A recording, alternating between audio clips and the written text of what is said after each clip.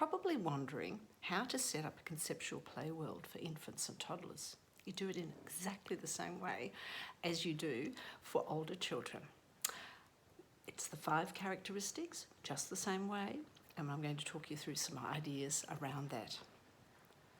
First, it's the same in terms of finding the right story that's exciting for infants and toddlers, and identifying the concepts that you want to explore in the conceptual play world, and then deciding on the adventures that you're going to go on together to make the concept personally meaningful for infants and toddlers. Let's look at some examples. If we take this beautiful book, Spot's Baby Sister by Eric Carle, we know that this is an interesting book because there are all these fantastic little windows and areas in which to explore. So if we're thinking of the first characteristic, choosing the right story, this one's wonderful because it's very inviting for infants and toddlers, and it also has a drama. The drama is finding Susie, and Susie takes off with some toys, so it becomes very exciting. And it's an easy one for the second characteristic because you can set up an environment where it's bedtime, story time. Let's all snuggle together. So the imaginary play situation is pretending to be at story time at night time, ready for bed. Then the third characteristic, of course, is that you're thinking about how to enter and exit the conceptual play world that you've created about Spot's baby sister and looking to find her.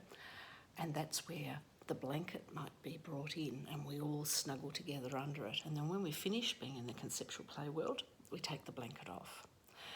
Then, planning the inquiry.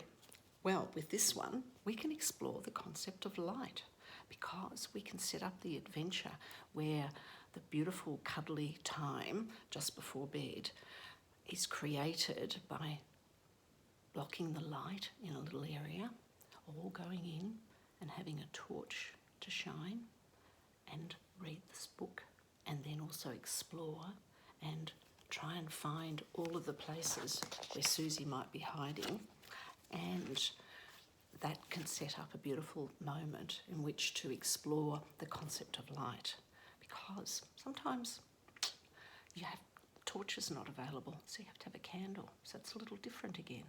So this gives a lovely moment in which you can perhaps use mirrors, or you can use puppets, lovely shadow puppets to put on the wall when you're shining the light. And when you're in that cuddly, beautiful environment, then you can explore the shadow puppets and maybe tell the story through shadow puppets. So this is an example of how to take a beautiful book which has an adventure in it that can be easily role-played, and then adventures can arise and concepts can be introduced, such as the concept of light. Because light travels in a straight line, it can be reflected, it can be refracted, so it can make some beautiful rainbows. So it can be special rainbow time to lure Susie back. And also, of course, light, when it's travelling in straight lines, you can block it and create those shadow puppets. So lots of fun things that can actually be done in this simulation of this darkened space, pretending it's the cuddly time just before bed.